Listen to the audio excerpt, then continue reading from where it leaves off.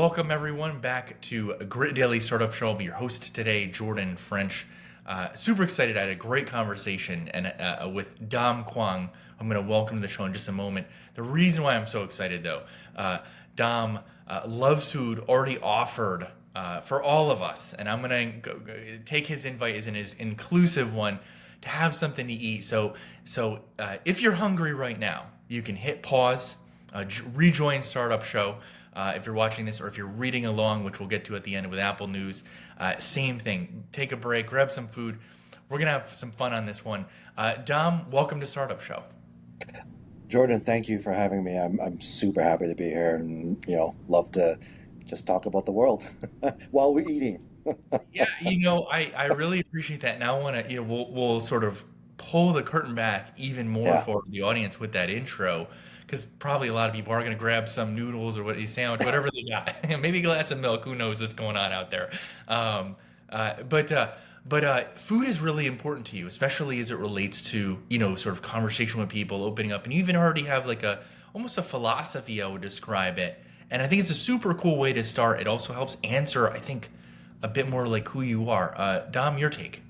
I, I couldn't have said it better myself. Absolutely. No, I don't want to say I use food as a strategy, but honestly, it's a way to just get to know people. It's a way to get people comfortable with each other so that we can start sharing. I mean, there is no better way, in my opinion, than sharing a meal with each other, especially when I get to introduce to you or you to me the food that you grew up with.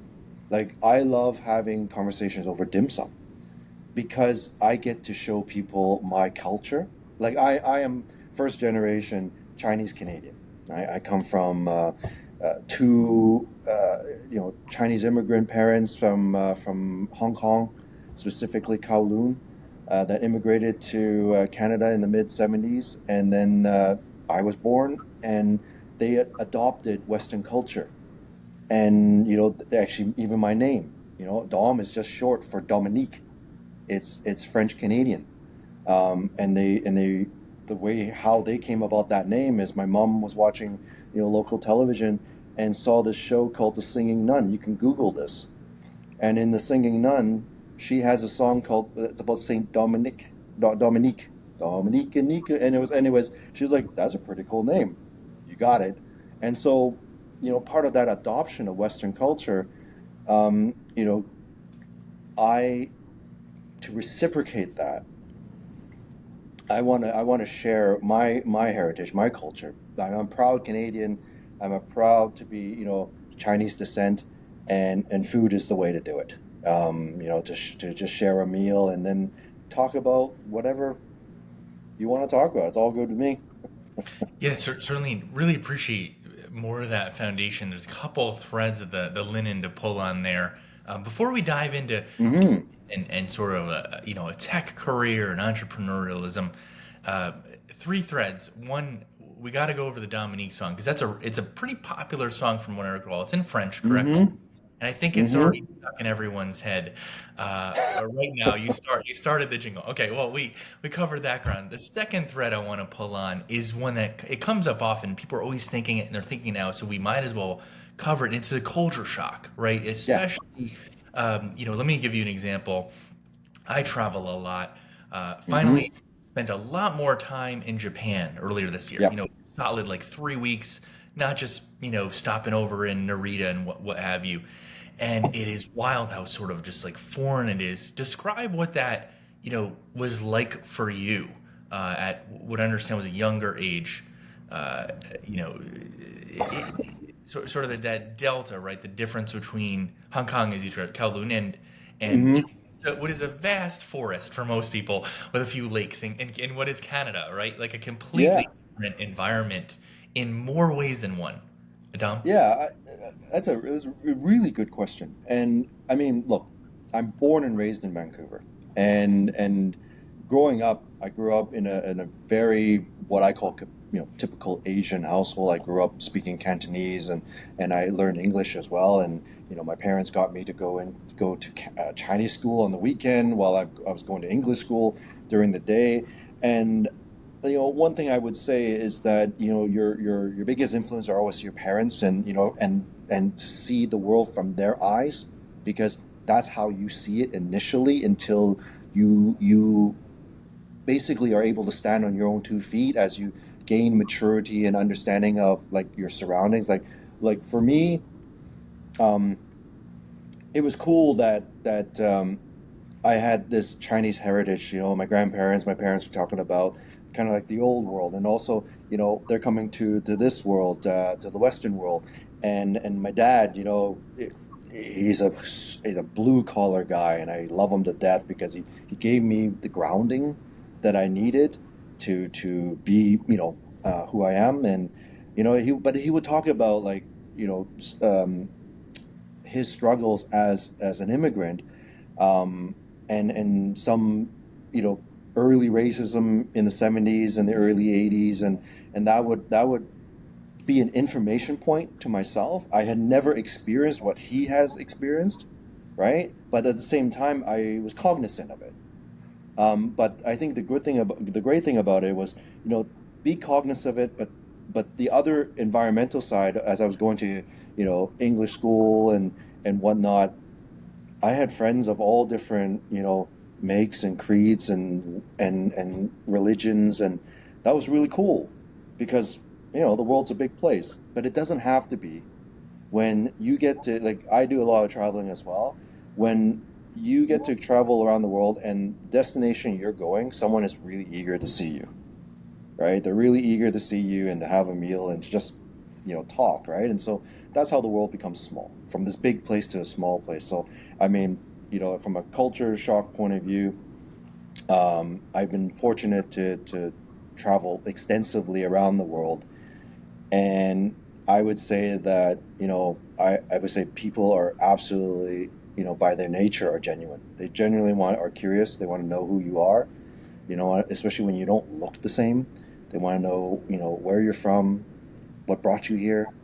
um, I make it a point that every city that I visit, regardless of where it is, I always visit the Asian food, the Chinese restaurant, because first and foremost, it's not because I want to eat the Chinese food. It's more because I want to know the people that started it.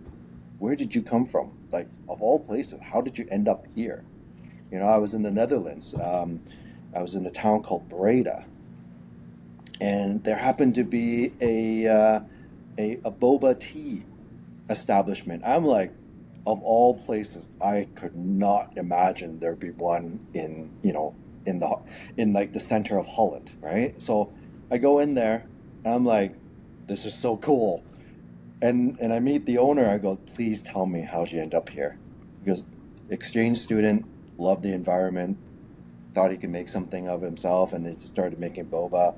And I'm like, awesome. Because you know what, for most people, like, boba is life, right? So I was happy to have a drink and just learn more about this person that journeyed all the way and made like this home their new home, right? Away from home.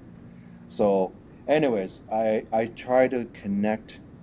The way I feel comfortable whenever I travel is to find food, honestly. Because if I find somewhere that's like that I can have a good meal, that makes me comfortable. It makes me comfortable with the environment and the people around me, so then you don't feel like a stranger anymore. You just go about your business, and it's really cool. That's a great, quotable moment there. I think you actually had two. One was, you're not a stranger anymore with someone's food. And certainly the anecdote, or several anecdotes there, I think are really helpful. The other, and to repeat it back to you, especially relates to your parents, who we've already learned just from this short time together with the audience that they're really important to you. And I think one of the key takeaways, just to repeat this back to you, Dom, is that you know history, sort of even where people come from, even the food that they make, it doesn't have to be your identity. It's a choice, right? To Hmm. use the bits and pieces and parts that you want to use to express oneself. And I think, as you were describing the anecdote in the Netherlands, we're in the audience. We're all picturing this, and the sort of lit up face, right? when you do inquire, because you know that that's important to that person, right? Hmm. That is their connection between sort of the old world and the new, or Yeah. in perhaps that case, one old world to another, Hmm. world to another, if you will. But certainly echo that sentiment. I think it's a key sort of part of all of our DNA, and I think something that's really relatable for everyone listening. Probably as they're eating, like we certainly didn't discourage, didn't discourage at the outset, of this episode. And then sort of the third bucket right before we get to the tech is the entrepreneur angle. Speaking of DNA, right? There are a lot of people in our audience, and we know this, just the volumes of people out there that are they're always on the fence. They're thinking Yeah. about doing something. A lot of them have at this point, Dom. They have, and I think it's a really interesting uh, sort of location in space and time to be, where you do attempt something, you get all that courage, and it doesn't Yeah. quite work out. Everyone's in a different place, in the journey. I think you have more to share there, right, within your own and sort of your own sort of philosophy of what is an MVP perhaps too, right? Like for those who do want to strike it out again. Dom, your take on the entrepreneur angle. I mean, I'm still I'm still getting used to wearing this coat that says entrepreneur across the chest and on the back and on my arms and everything, because it still feels a little foreign. I've built a career, as a as an employee. Like, look, I would say to many people, I live the most vanilla life you can imagine. Um, and it's like my parents told me, hey, you got to work hard to be somebody, right? You work from the bottom, you climb and you climb, right? So, being from Asian parents, I had one of four career choices, right? Lawyer, doctor, engineer, accountant. I wanted to be an artist, in fact. But you know what? Electronics was actually my calling, and I was happy to do that. And so, you know, having worked in industry for many years and just learning my craft, I was just happy that someone was willing to pay me money to do what I trained to do at school. I became a radio engineer. I used to make smartphones before they were smart. But that journey into becoming an entrepreneur, there's always thoughts, because as you're working for this company, as you're developing these products and solving these problems, real problems for real people, you're thinking as a consumer yourself, going, you know what? I think there's a better way. Why aren't we doing this? You ask, right? You ask, like, the people in charge of business development, and say, what about this? Does this idea make sense? And then, there's times where they go, yeah, that's not a bad idea. Or, we have our assumptions here and we're going to follow this direction. You're going, I, I just don't see it the way you see it, right? And so that question about, can you do it? I think that the biggest fear that I had to overcome was, when I started this, I had a young family. I had two daughters. They were 5 and 6 at the time, and I was talking to my wife and go, hey, I think I want to go and do something on my own. And she's like, what? How is the money coming in? Right. Right? Fair question. Fair question. I mean, your emotions will always take you away from that question, because you're going, hey, I think this thing that I want, like this problem I want to solve, needs to be solved. So in many ways, you don't even think, the last thing you think about is like, how much money am I going to make to make ends meet, to support the family and all that. But then when you let your emotions settle down, that is the first thing that comes to mind. And so I would say that you know you can, in many ways, have your kind of little cupcake and eat it too while you're working, right? Because you can spend some time really doing the heavy legwork, which is research. It's about, like, understanding, you know, are like understanding the problem. I very, very proud to become, as I'm a very proud engineer, and I'm very proud to be an entrepreneur, and I have, I take, both elements of it. And so, putting on my engineering hat, I would say, do your homework, do your research, find out, make sure that you understand the problem that you're trying to solve, and once you have your convictions, like you can go and experiment and try to solve this problem while still having, let's call it the pseudo safety net of working for somebody else, right? Your professional life, you do this, you're learning your craft, you're building your skills, but at the same time, that is transferable to this new thing you're about to do. It's just, you're just trying to figure out, first of all, this new thing, does it work? And is anybody willing to put money into it, right? And so I would say in many of my ventures, in all of my ventures, into having my own businesses and whatnot, I've always had a great partner doing it. And I think that's the most important thing because it allows you to, quite frankly, lean on their shoulder, bounce ideas, and at times get validation for your thoughts and your emotions because there's times I wake up and I'll be like, I'm not happy. I'm not. I'm not happy. I woke up on the wrong side of the bed, and funny enough, with all my with the various business partners I've had, past and present, um, I would say I would be transparent, and I say today I feel this way, and the reason why I'm telling you this is not to give myself an excuse to behave badly, but I'm asking you to just give me maybe 1/2 second more to understand where I'm coming from, um, and then that way, um, I'm just trying to set the expectations. Please don't be mad at me, and please don't take things advanced to me because I woke up on the wrong side of bed, or maybe I'm feeling extra happy today. So chances are I'm going to say yes to everything. So take advantage of it.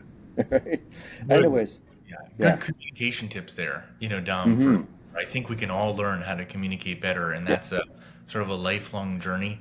Um, between partnerships like the one that you have with your wife, which you could categorize, right? Certainly within the bucket of types of partnerships and business Yeah. partners.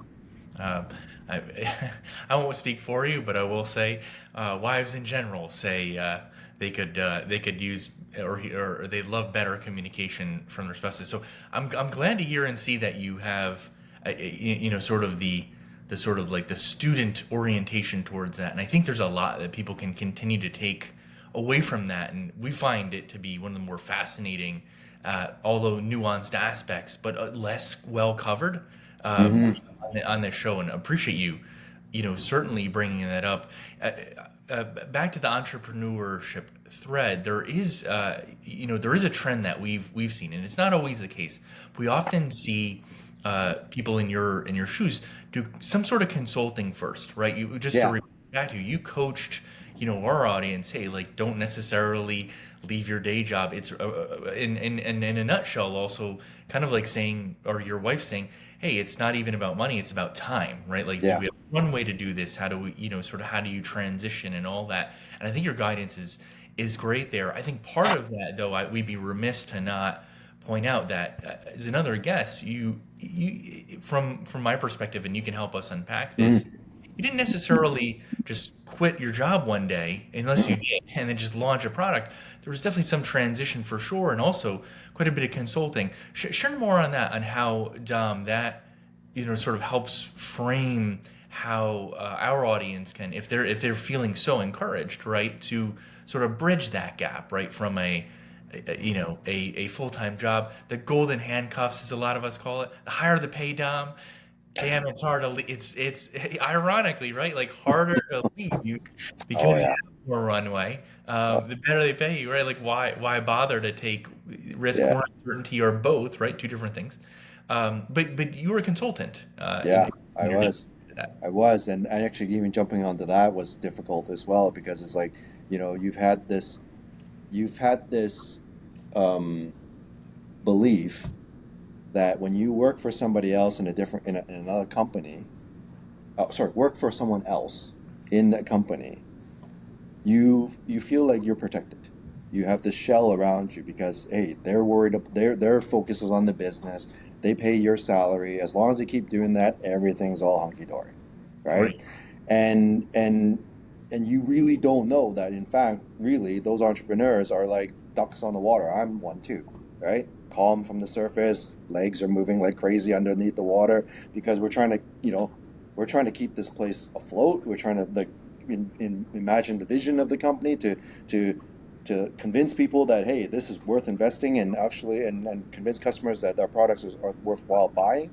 So I would make this analogy, when I started my journey onto the entrepreneur path with consulting, it's like you're gonna basically venture out on this diving board, and you're gonna jump in this big pool of water, right? And you know that, but the diving board when you're first climbing up the stairs, that initial part of the diving board is by far the most safe because the ground is right below you. It's not the unknown. So as you take that step, and those steps are all fueled by, again, when I talk about, how do you research these things, consulting, that was actually, I'm glad you brought up that point. Consulting was the first time I was able to validate my own ability to other people. Because in many ways, you are your own, like people say you're your own worst enemy, you're your worst critic. That's so true. And I think you're the one that holds you back the most because you have doubts whether or not you can do it. And so consulting allowed you, quite frankly, to just exercise what you already know how to do. So, for example, I'm a radio engineer. I've been doing it for many, many years. Well, the clients that I had radio problems. And it's like, well, I saw this before. and not only did I recognize this problem, I was like, well, this is the technique that we use to solve it. And the great thing about it is that your clients are actually the benefactors of your experience and knowledge solving these hard problems under being paid by somebody else, right? And so they're getting the benefit of that time and that expertise and that validation as you go and recognize these problems. You recognize these problems, and then you also, in your database of solutions, connect them. It's like, I saw this problem before, and this is the solution I had before, and this might work. And so as you do that, that just gives you more confidence into your own ability that first and foremost, as a solution provider, hey, you know what you in principle know the steps to take to kind of solve that problem, right? First of all, you have to understand it, okay? And then and that moves you down the diving board to the very tip before you make that final leap into the water where you're going, I'm going to do this for myself now. You've already gathered all the evidence. So really, quite frankly, by the time you reach the end of the diving board, you're already convinced. There's enough people around you from, whether you're consulting gigs or whatnot, and say, dude, you should be doing that on your own. Or, dude, that's a great idea. Or your family is saying, why isn't anybody else doing this? It seems so obvious. So then, it's almost like instead of the diving board being level to the water, the diving board actually goes down. So it makes the distance between the diving board and the water shorter and shorter. So then you become more and more comfortable. So then it's just like a step into the water. Yes, it's deep. Don't get me wrong. And you can be under the water pretty quick. But you have enough knowledge and experience that, hey, by the way, as I'm going towards the end of the diving board, I'm going to bring my life preserver with me and all these other things. I'm going to have a lifeguard standing on by in case I need support, right? Does that make sense? That's the way I would Your describe it. executive coach, startup coach is the lifeguard in our Yeah, loose analogy here. The yeah, depth of the water perhaps is the TAM, maybe yeah, total addressable market. yeah, We can start to define all of the in this very loose relationship. We're still with you, Dom, and we still have it's still a duck, by the way, that's yeah, wandering in this diving board, ready to jump into this pool. Really appreciate though yeah, the loose analogy and also sort of these really sort of granular pointers. I think it's so much more helpful when you break it down this way yeah, than sort of that gloss or go be a consultant. What we find too, right, and it's worth diving into this just a little bit more. It's almost like speciation, right? People are confident in often one thing. Maybe another platitude we could share, right? Is it turns out everyone is an expert in like something, right? And usually, mm-hmm, I've really not found any sort of expertise that's not marketable at least a little bit. Sometimes the market's really small, but I don't know, make something up and it's there's probably someone who'll buy it. And the speciation comes often at risk of oversimplifying. But you see two types. We really enjoy the sort of technical type founders. They have much lower confidence with sales, with marketing, and then the inverse is true, right? Like a lot of people that are like, I love to sell. I love to. Often they're extroverted, not always, right? But they're Yeah. just really curious about people and enjoy the process of the objection and the sale. And some really great prospectors out there, which is, I think, super underrated. Sort Yeah. of dream of even all the closing people who can like identify and pluck out high value clients. That's an exciting sort of Hmm. skill set to develop. Dom, but any sort of anecdote or thoughts on that paradigm, that the speciation and the split, and perhaps maybe it even relates to your decisions around business partners, just to rope that into the Yeah. Well, great question. I mean, giving you compound compound questions. It's a it, little bit unfair, Dom, but we'll reverse engineer all as we need to. It makes it thank you. more fun. Thank you for touching on my engineering side to do that. And we do have to do a little bit of reverse engineering. Maybe I'll address the last thing first, Yeah. which is, how do you choose the right partner? Sometimes it's done simply by feel because you had a conversation and that conversation just kept on going, and to the point where you're finishing each other's sentences, and that feeling. It's like your instincts are actually. I follow my instincts a lot because I think the instincts are built up from your own personality and your own experiences, and so your initial thoughts about somebody to become a partner in an adventure. I think you have to go with that. However, there's going to be twists and turns through the journey, because who at the very beginning may be different, and I would say that you truly don't know anybody until you're under pressure, all of you, right? And how you work under pressure, that's really the test of mettle, because we all at that point, when we are under this pressure, we ultimately go back to our most conservative self. I don't want to say it's our true self, Mm. but it's our most conservative self, where it's like people talk cliche about fight or flight, right? I think it's like, okay, you're under pressure, how do you behave? And you want to look at traits. You want to look at how do you communicate, how do you how do you how do you analyze things, right? um, are you looking, like, for example, like when you're not under pressure, you're this extrovert, you're friendly and you talk to everybody under the sun. But when you're under pressure, all of a sudden you're singular.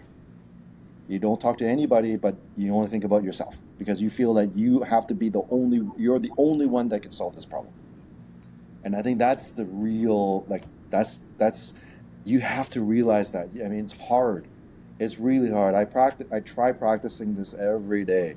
This is why, like, with myself, and I call my partners now everyone that is with me on this journey, doing what we do at Damon, and other things as well.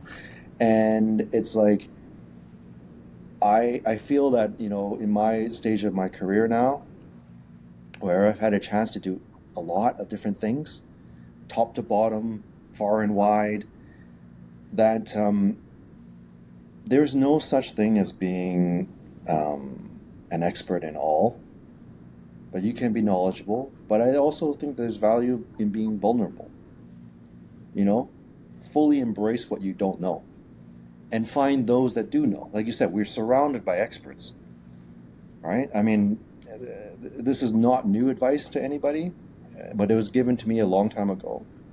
It's like, find people that are smarter than you, right? And it's not so much smarter than you from an intelligence game, but it's really about, like, have experience, right? And what you want to do is, with all these different experienced people, is to have enough similarity or overlap, right?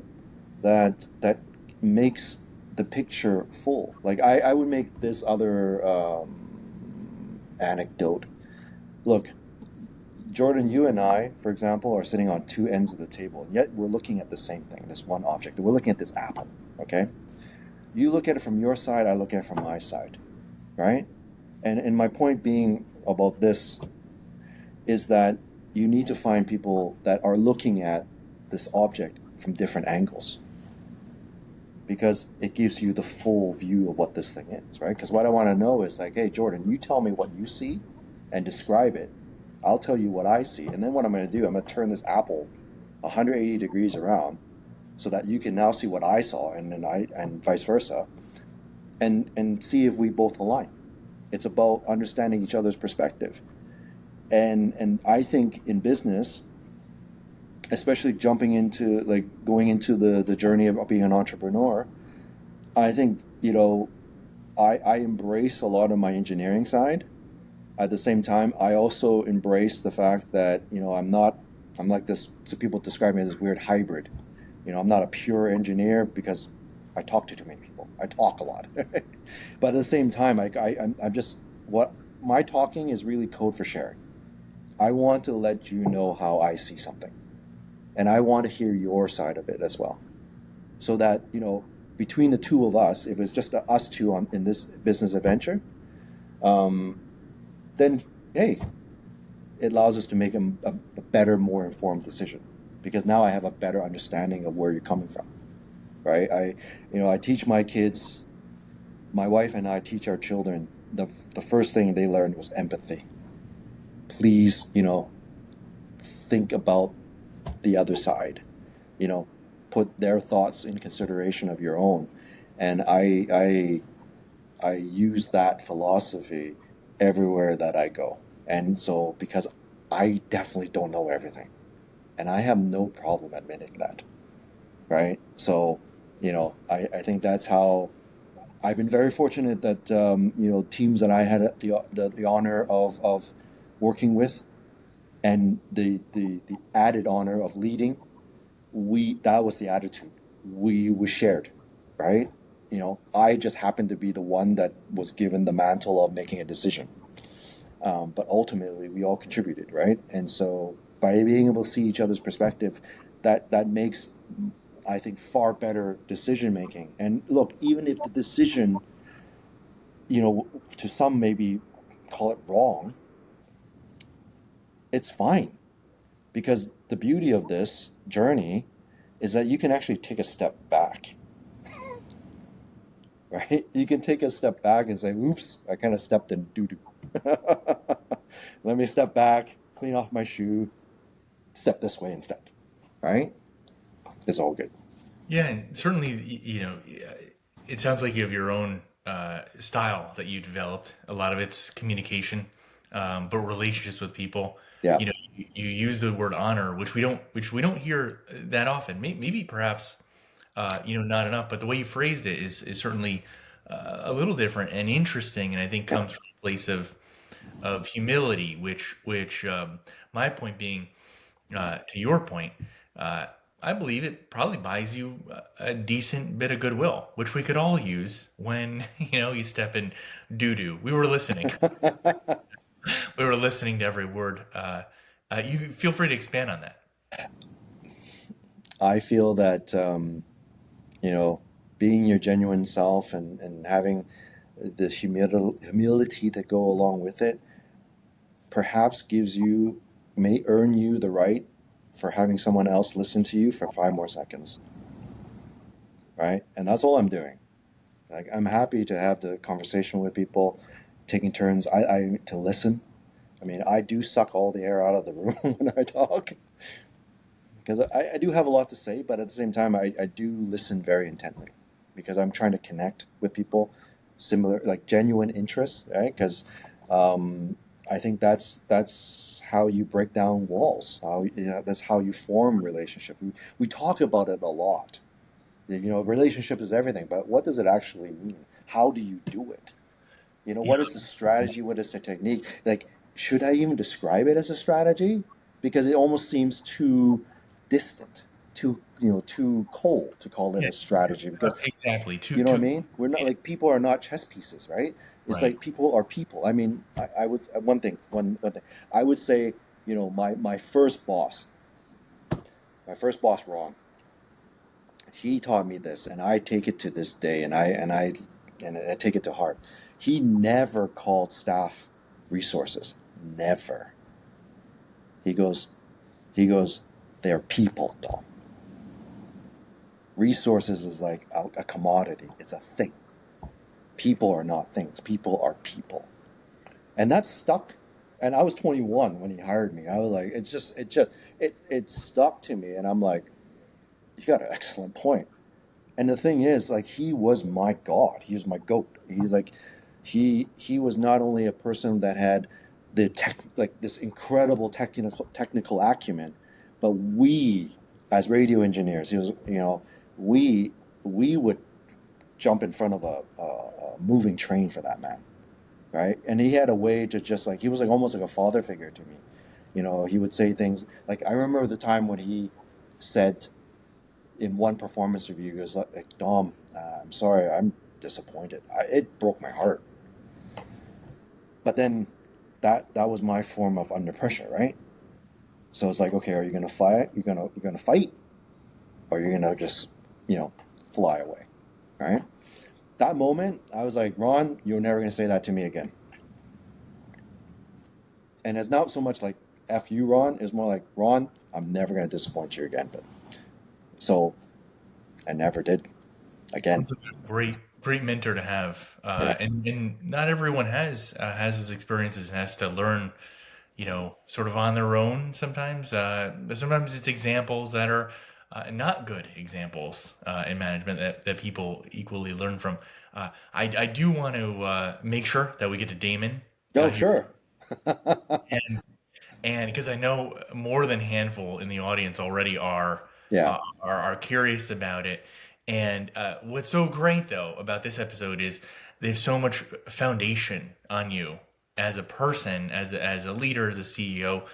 There's a lot of humility there, right? As sort of like the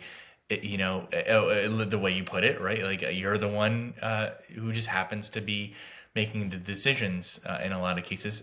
Often, there's a lot of truth that. But to dive in, I think people have a good understanding, sort of the tech background, especially as a radio engineer. Intuitively, I suppose it seems natural for you to end up in what looks like sort of the autonomous driving space, sort of the mix of exciting, you know, word collage, right? That's out there now of AI Mm, and transportation. But before we sort of jump in on some of the nuts and bolts, I do want to ask you because you're wearing it. It's on your shirt. The word, yeah. and people know, and they'll know at the end of the episode. They want to check out Damon from a B2B perspective, or just get Yeah. in touch with you. It's Damon.com. But what is behind the name? It's pretty unique, Dom. Yeah. Actually, it's the legal first name of my former business partner. His name is Damon, and so when he presented it to me, I first thing I thought is your name, and I was like, but it had a cool ring because it was unique, and when we were making the first product, the Hypersport, and this thing is like this fire breathing dragon. I like Damon. It's kind of like this demon on wheels. I was like, I got it, right? So I'm like, I didn't have a problem with it per se. Um, and it sounded cool, and at the same time it was like, hey, it had the first three letters of my name in it, so why not? So that's really it. It's as simple as basically the first name of my former business partner, and so we kind of rolled with it. The symbol that you see beside it, this dragon that forms a shield, the value prop, the essence of Damon, why why we made this company was, quite frankly, we wanted to make the world of two-wheel transportation safer for riders today, tomorrow, and yesterday. Because look, we are all riders, and I've had I've had friends who passed away from this. I've had friends that had bad accidents, near accidents, and with me and my journey as a radio engineer working on various products from heads-up display to smartphones to now vehicle technology, there is technology in the world that can help give you information on how to make every day of your mobility journey the best day ever. And notice that I don't talk about safety out front, Hmm. but everything that we do is underlined by safety. Is to give you the power and control over your surroundings without having to put your head on the swivel. This is why we developed some of this technology that, like taking commodity technology from cars and moving it into the motorcycle, because like blind spot for monitoring, for example, right? It's a very visceral experience when you have to change lanes on a motorcycle because everything is moving around you, and you're scared because frankly these cars can kill you, right? And so you need to have the confidence and understanding of time and space. And so that technology can give you time and space. So how can we best utilize that? And transitioning over to our current journey with our latest product called Damon IO, which is this software intelligence platform. Basically, what we're trying to do is we're trying to contextualize data. Every day, we generate data through our activities, right? And so, what we're doing at Damon is to say, yeah, I'm going to take that data, I'm going to add the context to it, I'm going to drive information and insight that leads to an action that helps you enjoy what you're doing. Now, taking that model, again, I apologize for talking so high level, but taking that model, we have multiple customers that can appreciate this contextual information. And I also don't gratuitously use the words AI. There are elements of it, how we learn from our behaviors, how we learn from patterns, and how we create machines or machine learning, how we create machines that can understand these patterns, that basically we program the algorithm to say, hey, if you see this, do that, right? And so, that whole thing in the different customers is all about, providing value for them. So whether it's like the end consumer and how we automate their daily lives, whether it's on a commuting to and from work or school, whether you're out enjoying the day on a recreational ride, or last mile delivery, which I think is a very, very critical part of our lives now, as far as e-commerce and accessibility to things and to help us do things. That's what we're trying to do. And then if you go along the value chain through, like, say, even our tier one, our suppliers, we can take this data that's being generated by this end consumer and provide insights to, say, a tire manufacturer, because once the product leaves their factory, they have no idea how it's being used. So what if we can give you that information? What if we can tell you that here's your product mix around the world. These tires are being used on these vehicles around the world. This is how they're being used every single day in these conditions. And that gives them so much insight into their product planning. Instead of having like 3-year, 5-year cycles, perhaps it can be much smaller feedback loop, a 1-year cycle or less. And of course, yes, we make vehicles, and we call these like our demonstrators, our technology demonstrators, to show the world that this Venn diagram of vehicle, technology, and user experience can be combined so that in the middle it tells the customer it makes sense, right? This is what I need. And so, Damon IO, I'm more than happy to license this to anybody, to even other OEMs. We're not selfish. I don't care if they buy a Damon, a Honda, a Ducati, or whatnot. As long as on the side of the vehicle it says "Intelligence by Damon," we contribute. We contribute to this industry that is, in my opinion, thirsty for, this understanding what this data means. How do we transform it, right? You do have companies like Tesla that have taken that lead position to do this for their own company and their own company only. And so again, I think this is valuable for everybody in the industry. So from the end consumer all the way to OEMs, I'm happy to share. And so that's the evolution of our company. And I trust that everybody can see that.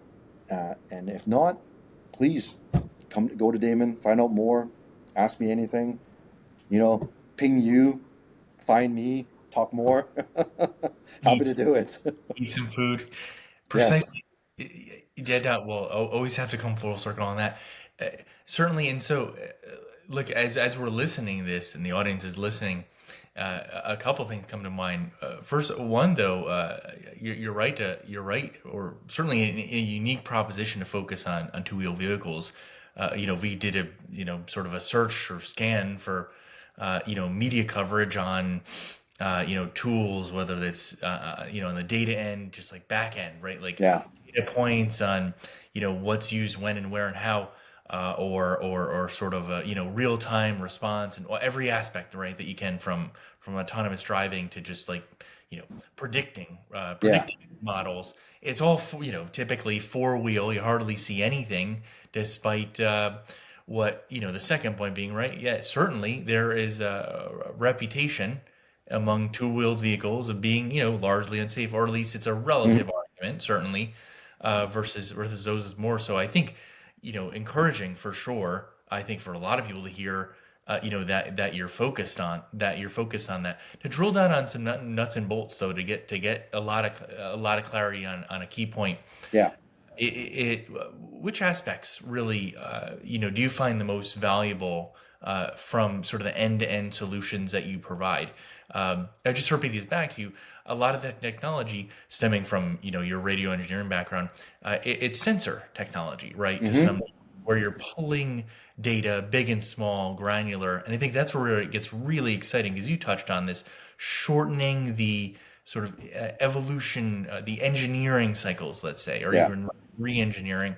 And I think some even in our audience, because we've heard this one before, and I think you might like it, they'll challenge you to go real time. This concept of not just, oh, a 3 year Yeah. cycle down to one. How about like right now? What are things that can improve that specific rider's experience, even if you can't necessarily go change materials? But a secondary effect being, yes, we have a manufacturing line right now. Well, let's be nimble, right? Let's take in Yeah. data and over time, very iteratively change things, which could be a little bit sort of pie in the sky if you know sort of plant engineering, manufacturing engineering well, but isn't too far off. Your take on all that, Dom? Oh, it's a lot. So first of all, yeah, what you said about, the audience wanting wanting things now as opposed to like waiting. I totally get it. I mean, I'm impatient as well. I mean, this, in many ways, this is why we focused our attention on this. Like we announced this a partnership with this Italian firm, Engines Engineering, pardon me, to make the Hypersport race, which is a track vehicle. It's like track. Why? It's like because I want to take the technology we have now, together with the I/O, so the hardware and the software, and I want to put that out into the masses as quickly as possible because I need feedback. All right. The vehicle that we're producing that's on our lineup, the Hypersport, it was all singing, all dancing, and it needed a lot more. Sorry, I apologize for that. It needed a lot more, frankly, time to really get this thing right, right. Um, and and so, having said that, I feel that our focus onto the software can give that tangible, immediate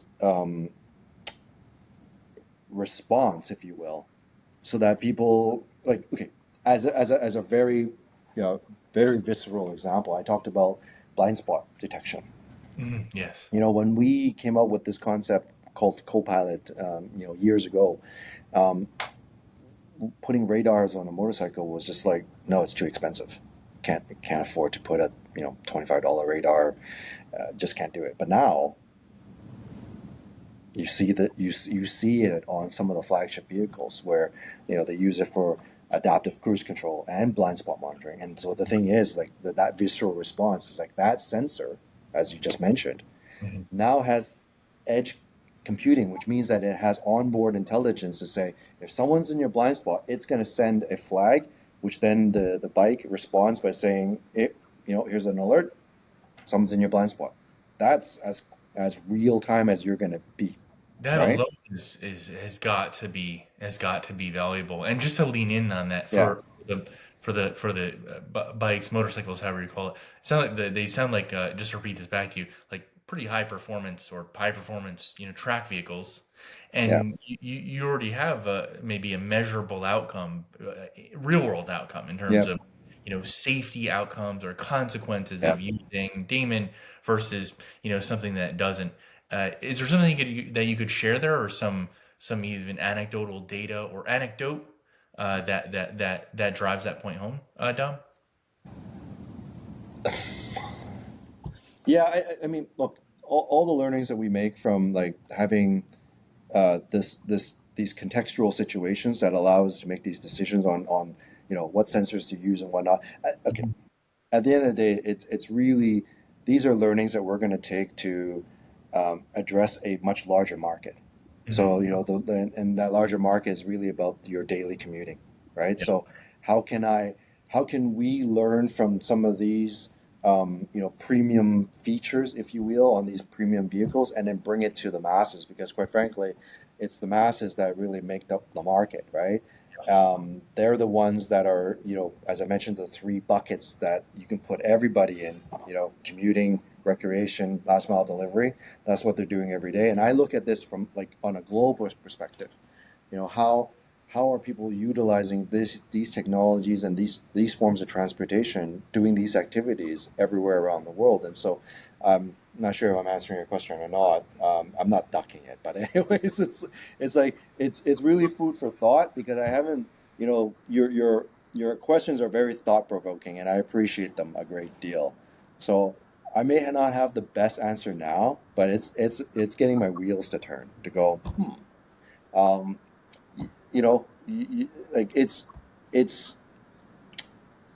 I guess, if to strip away everything, and when you talk about the sensors, I just remember the day, in my youth, when we were talking about the terminology AI originally. And when we were talking about that, we were thinking about a future where technology was actually anticipating our thoughts and they would automate our lives. I mean,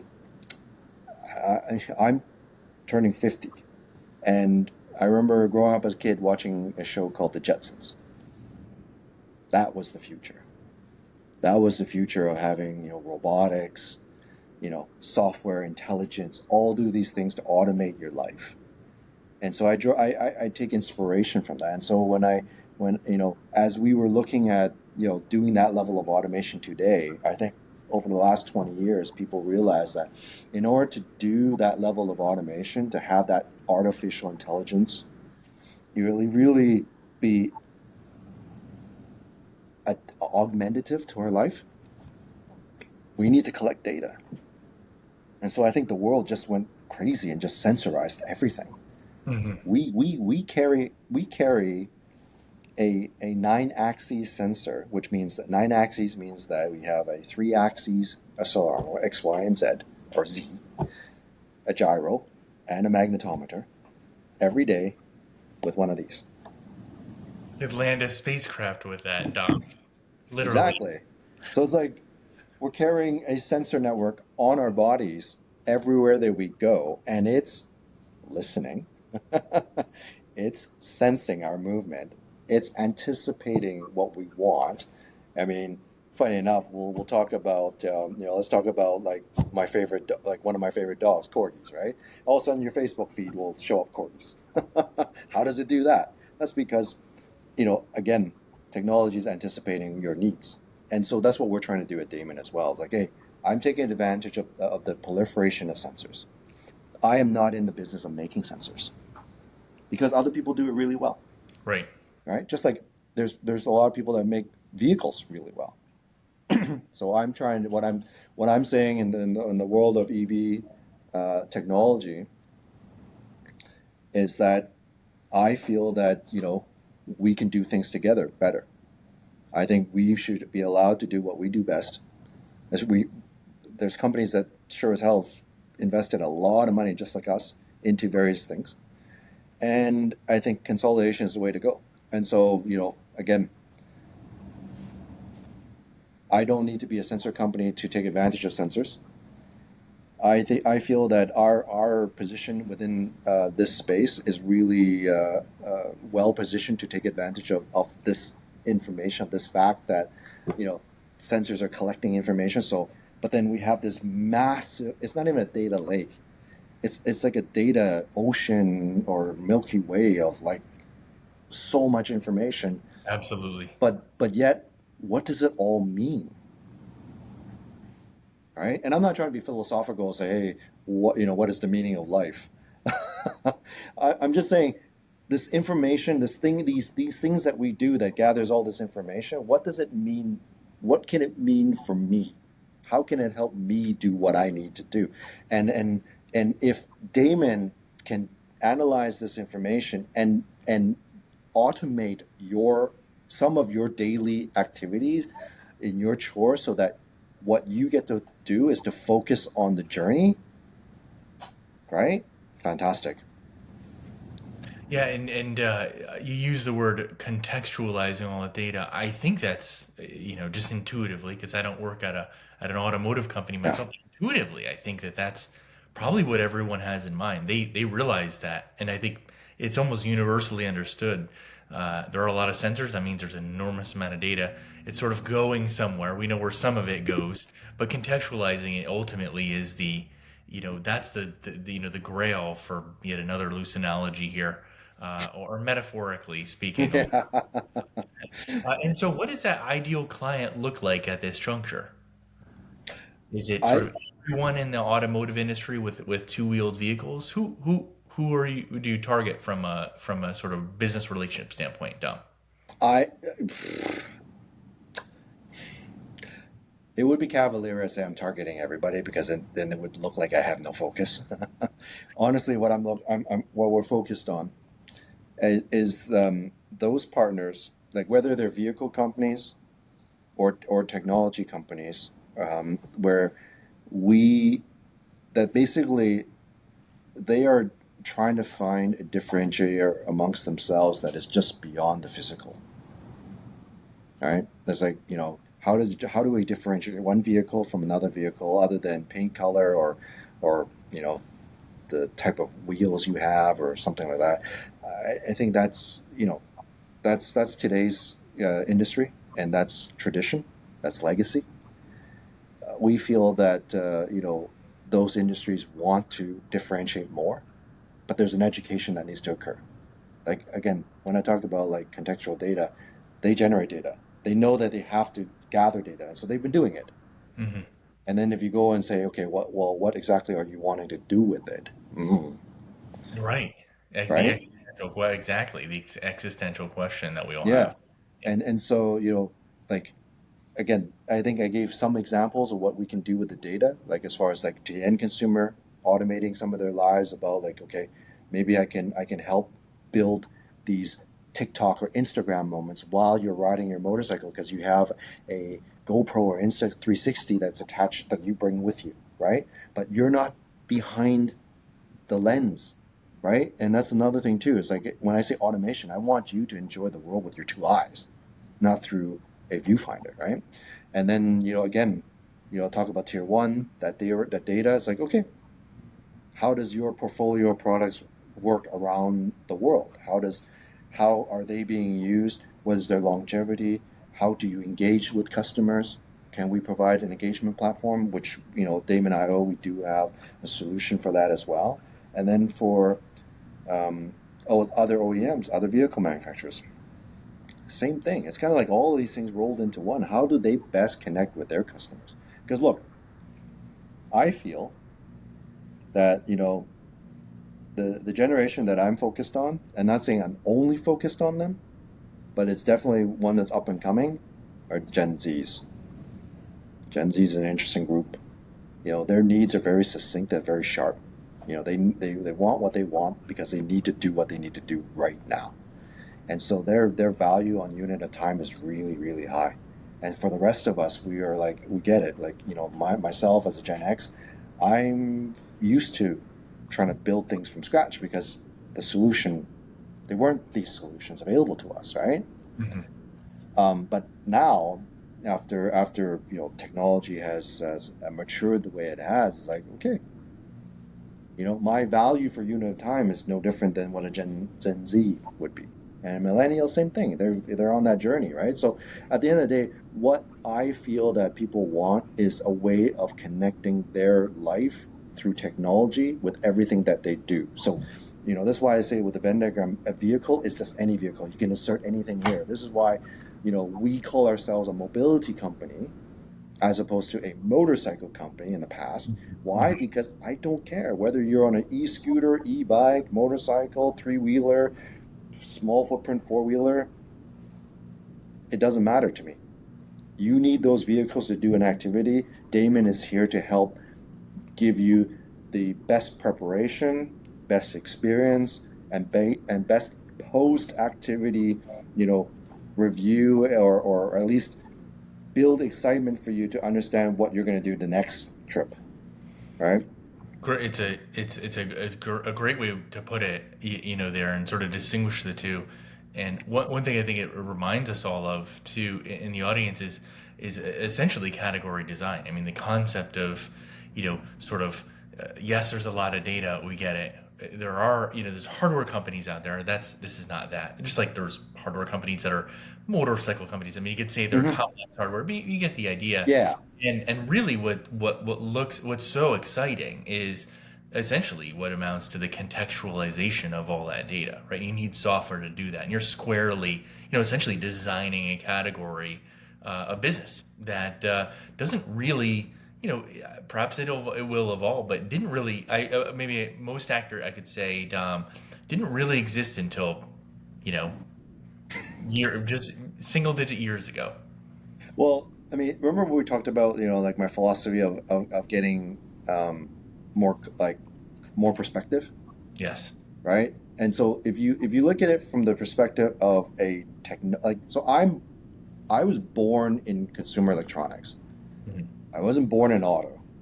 So I have an interesting perspective, and now that I get a chance to see it from the other side, it's like if you come from the world of technology, what I've just said makes absolute sense because it's been done in other sectors, right? Right. It's just in this particular one, it's still very much a, you know, well, it's a red ocean first, but it's going to lead into blue, right? Yeah.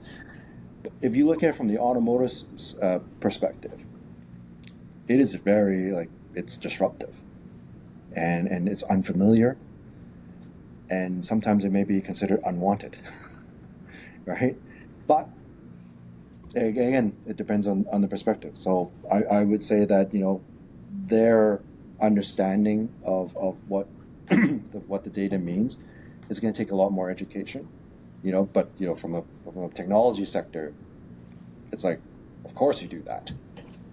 It makes all the sense in the world, right? And so and that's what I'm trying to do is just trying to develop this transition so that the world of auto can also experience what we have in the mainstream technology sector as well, right?